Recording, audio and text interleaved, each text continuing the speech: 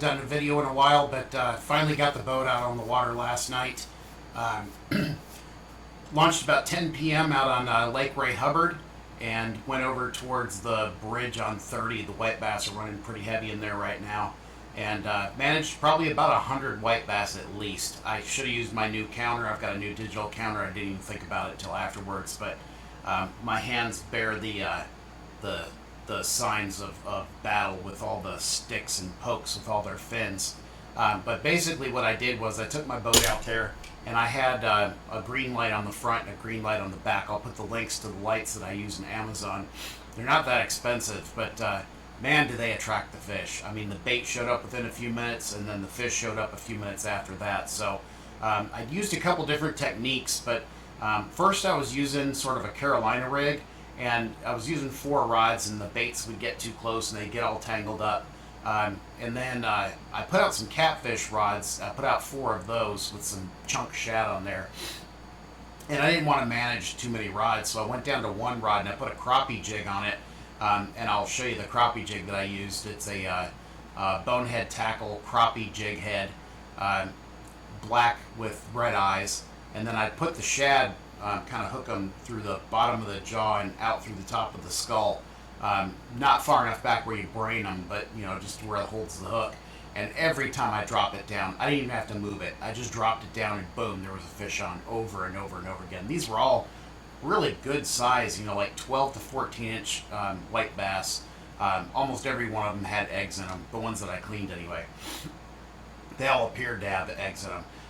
And then I got 27, 24, and a 21 pound catfish, blue cat, while I was out there. So I was using the spot lock on my anchor to hold me in place, and just turn those green lights on and let the green lights do the work. The catfish were coming in too. You could see them swimming around the LiveScope, and I'll show you that here in a minute. So if you want to do this, they're running up and down the rocks right now on 30, where 30 crosses Lake Ray Hubbard.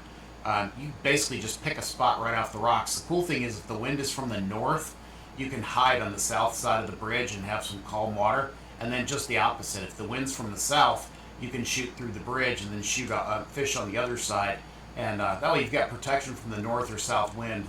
Late last night it kicked around from the west, from the east, and then it made it hard to fish, and the bite just kind of shut down after that. But I fished from 10 p.m. till about 5 a.m., maybe 6 a.m., and just absolutely caught a ton of fish. So it was a lot of fun. So we'll go ahead and start the video, and I'll kind of talk you through what we're looking at as we go through it.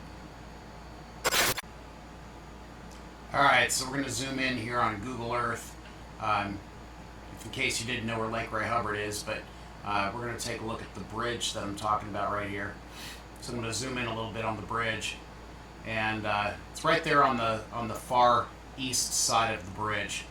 There's an undercut where you can pass underneath. There's a marina right there too. So here's where I get the LiveScope going, and you can see the numbers of shad and fish.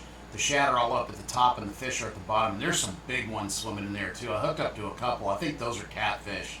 But yeah, you can see them attacking the shad. I'm playing this back at 800% speed, so it's a lot more interesting that way, I think. But yeah, the numbers were just incredible. And then when I need bait, I just throw the cast net off the back of the boat, and I was pulling in, shad that were probably, they were all thread fin shad, but they were good size. They were probably 3 or 4 inches. And then there was also, I also caught some white bass and crappie in the net. Of course, I released those in those little tiny catfish. But man, the schools of bait were just massive that were building up underneath the boat. And you just have to drop through the bait and the fish were underneath there. So this is just a continuation of the scene pretty much.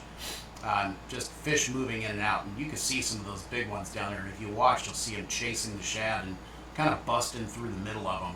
So really good night, just had a really good time, and all those were underneath the green light that I had set out. Well, I had two green lights set out, one on the front of the boat and one on the back, just to kind of spread it out some. So these are the jigs that I was using. I switched to jigs from shad after a while, and those are the jig heads that I'm using. So you can get with bonehead tackle, and you can pick those up. Look at the bellies on these things. They didn't come out of deep water. It was only like 22 feet, and then, here was one of the white bass that I caught. But yeah, every one of these catfish just had massive bellies on them. I think they're eating white bass eggs, but anyway, so that's about it. And I'll probably go back out within the next night or so and give it another shot. And I'll bring some cameras with me this time. It's hard to film at night, especially when I'm trying to do everything by myself, but I'll give it a try and see if I can't get some video footage and kind of show you the methods that I'm using. So good luck out there, and be safe. I hope you and your families are doing well. We kind of got a case of the sniffles going here. We've been assured that we don't have the virus, so that's awesome, but you know, we still have to stay quarantined. So all right, thanks everybody for watching. Do me a favor, hit the thumbs up, hit the subscribe button, and help me get to that 1,000 count. Appreciate it. Catch you guys on the flip side.